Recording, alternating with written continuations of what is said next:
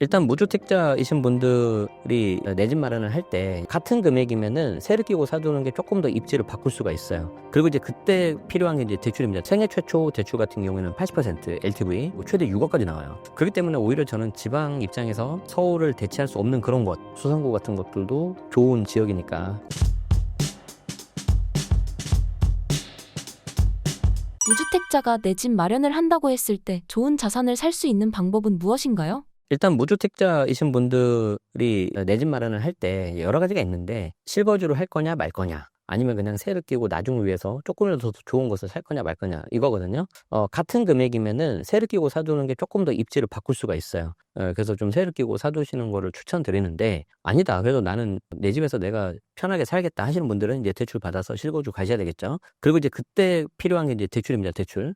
자, 대출을 이렇게 활용하셔야 되는데, 만약에 내가 처음 뭔가 집을 산다 그러면 생애 최초 대출이 있어요. 물론 생애 최초 취득세도 있어요. 취득을 하고 나서 3년 내에 전입을 계속 하고 있으면은 취득세 한 200만 원 정도 혜택을 받을 수 있는데, 그거보다는 대출 혜택 받는 게 훨씬 더 큽니다. 그래서 생애 최초 대출 같은 경우에는 80% LTV 최대 6억까지 나와요. 그런데 내가 이거를 뭐 사가지고 6억까지 하면 좀 너무 버거우실 수도 있잖아요. 그래서 이걸 가지고 세를 끼고 사는 방식으로 대출 좀 후순위로 해서 하는 방법들이 좀 있다. 그리고 이제 대출을 내가 그게 아니고 나는 실거주하면서 내가 그냥 원리금 갚아 나가면서 하겠다 하시면은, 저는 개인적으로는 모든 분들이 다 상황이 다르니까 이렇게 말씀드리고 싶어요. 내가 한 달 버는 현금 흐름이 100이다라고 가정을 하면은 한 50 이내로 대출 원리금을 맞추는 게 낫지 않을까. 너무 많으면 힘들어요. 저는 한때 70까지 해봤었는데 지금은 이제 그렇게 못하죠. 뭐 할 수도 없고, 다시 하라고 해도 그렇게까지 위험하게 못하겠고. 그런데 이제 처음 사시는 분들은 거치 기간이 요즘에 없잖아요. 곧바로 원리금 나가니까 좀 그런 부분들을 감안하셔가지고 소득 그거랑 맞춰서 하시는 게 좋을 것 같다. 그래서 이거 두 개를 뭐 결합시켜서 생애 최초하고 새끼고를 같이 하는 경우도 있고, 이제 자금에 따라서 다 다르겠죠. 5억 돼서 이렇게 좀 10억대면은 경기도 남부 라인에서 좀 보시는 게 좋을 것 같고, 뭐 용인 수지 같은데, 뭐 서울에서도 있긴 있습니다. 대신 이제 새끼고 사셔야 돼요. 9억 같은데 그러면은 좀 다른 데 보셔야 될 것 같고, 그런데 그 넘어가면은 거기에 맞춰서 보셔야 될 것 같아요. 지방 취득세 규제가 완화됐다고 하는데 어떻게 적용되는 건가요? 이게 조금 개인적으로 아쉬운 게, 지방 부동산이 지금 굉장히 힘든데 그 힘든 정도에 비해서 완화되기 좀 약해요. 제가 봤을 때, 제 기준에서는. 그러니까 과거에 감면주택이라고 있었어요. 주택수도 다 빠져버리고 취득해하고 나서 5년 동안 오른 양도세에서는 100% 감면, 물론 20% 농특세만 내면 되는데, 약간 파격적인 혜택이 있었는데, 그 감면주택을 산 사람들은 되게 돈을 많이 벌었거든요. 어디가 있냐면 지방도 있었는데 서울 마곡, 위례, 경기도 광교, 이런 곳이었어요. 지금 보면은 막 땅을 주고 후회하지만 그때는 또 무서워서 못 샀죠. 어쨌든 그런 걸 해도 그 당시에 2012년도, 2013년도에 해당 지역의 주택을 사는 걸 굉장히 꺼려했는데, 지금 그거보다 더 약한 정책을 주고 지방 부동산을 풀겠다고 하는데, 제가 봤을 때 약해요. 어떤 거냐면 1주택자여야 돼요. 요건이. 내가 1주택인 상태에서 지방의 준공업 미분양을 사야 됩니다. 준공업 미분양은 뭐냐면, 좀 나쁘게 말하면 악성 미분양이라고 하는데, 보통 우리는 선분양 제도잖아요. 후분양 제도가 아니라 집을 만들기 전에 우리가 청약을 해가지고 가져온단 말이에요, 권리를. 근데 악성호 미분양은 뭐냐면, 준공호 미분양은 뭐냐면, 집이 다 완공이 됐어요. 완공이 되는데 안 팔린 거예요. 그러면 왜 안 팔렸을까요? 가격이 너무 비싸거나, 아니면 너무 인기가 없는 지역에 있거나, 쉽게 말해서 잘 안 팔리는 것들이잖아요. 그런데 내가 1주택자인 상태에서 전용 85제곱미터 이하고 취득가도 6억 넘으면 안 되고, 이런 여러 가지 조건을 붙였을 때 그 준공업 미분양을 사면 주택세에서 제외되는 혜택을 주겠다는 거예요. 자, 그럼 생각을 해봅시다. 내가 가진 돈이 뭐 다 신혼부부고 하니까 그게 많지 않잖아요. 그래서 경기도의 용인에 적당하게 이게 내 집 마련했어요. 행복하게 잘 살고 있어. 근데 이거 대출 원리금 이자 내는 것도 버거워 사실. 그런데 여기에 지방에 준공업 미분양을 사면 뭔가 혜택을 주겠대. 가시겠습니까? 못 가죠.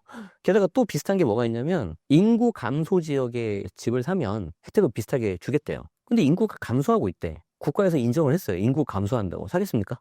그러니까 굉장히 특별한 어떤 수요, 사고 나서 봤더니 인구 감소 지역이더라. 나는 그냥 부모님 좀 편하게 해드리려고 했는데, 그러면 감사합니다라고 하면 되고요. 사고 나서 봤더니 부모님 또 거주하게 하시려고 봤는데 지방의 준공업 미분양이었어.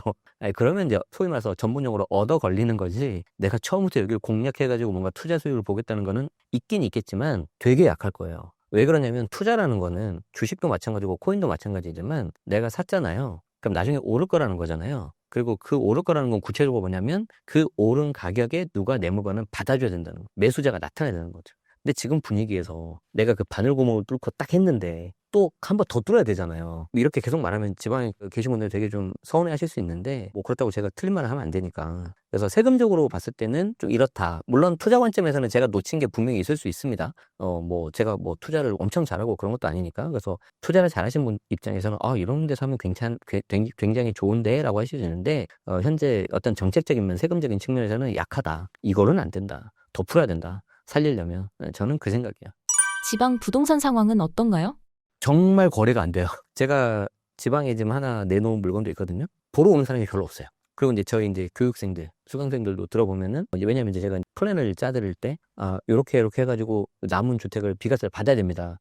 라고 해드렸는데, 지방 부동산을 매각을 해야 되는 거예요. 근데 정말 안 팔려요. 지역에 따라 좀 다르긴 하지만, 그래서 좀 전반적으로 봤을 때는 일부 몇몇 곳들은 거래가 되는 것도 있긴 있는데 전반적으로는 많이 힘들다. 그래서 새 정부가 들어서면 여기에 대해서는 좀 파격적인 혜택을 주셨으면 좋겠고, 과거 감면주택에 해당되는 그 정도 혜택은 줘야 되지 않을까. 제 생각은 그렇게 생각합니다.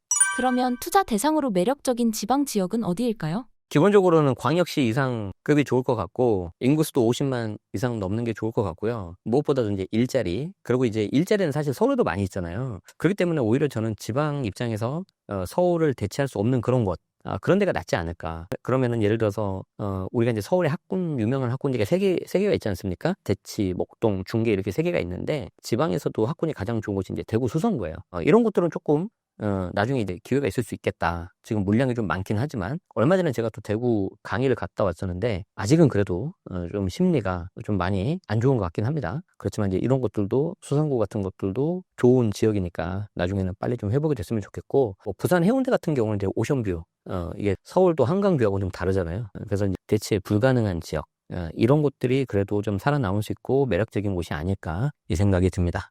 내 집 마련을 하고자 하는 분들께 해주실 조언이 있을까요?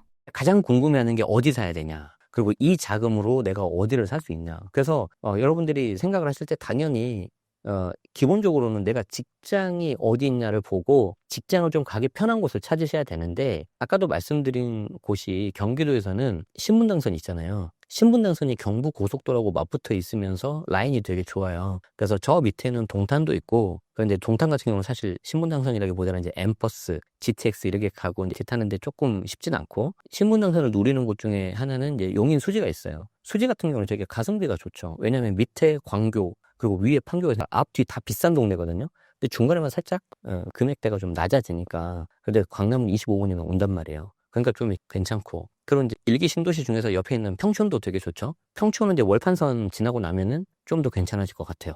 그래서 이제 그렇게 보시면 좋을 것 같고, 그래서 이제 그런 식의 어떤 입지, 이런 데를 많이 좀 고민하시고, 그 다음에 이제 사회초년생이고 신혼부부면 당연히 모아놓은 돈이 없어요. 저도 마찬가지였고. 그러면 이제 일부 대출을 끌어와야 되는데, 그 끌어오는 과정에서 잘 활용하면 생각보다 더 많은 금액을 끌어올 수가 있다. 예를 들어서, 요즘에 맞벌이 많이 하잖아요. 맞벌이 많이 하니까 남자 쪽이 연봉이 좀 더 높고 여자가 좀 만약에 낮다. 그러면은 오히려 연봉이 낮은 쪽으로 주담대를 받는 거예요. 주담대 그 한도 안에만 들어오면 담보대출은 한도 비슷하게 나와버리니까. 그리고 연봉이 많은 남자 쪽에서는 신용대출을 받는 거죠.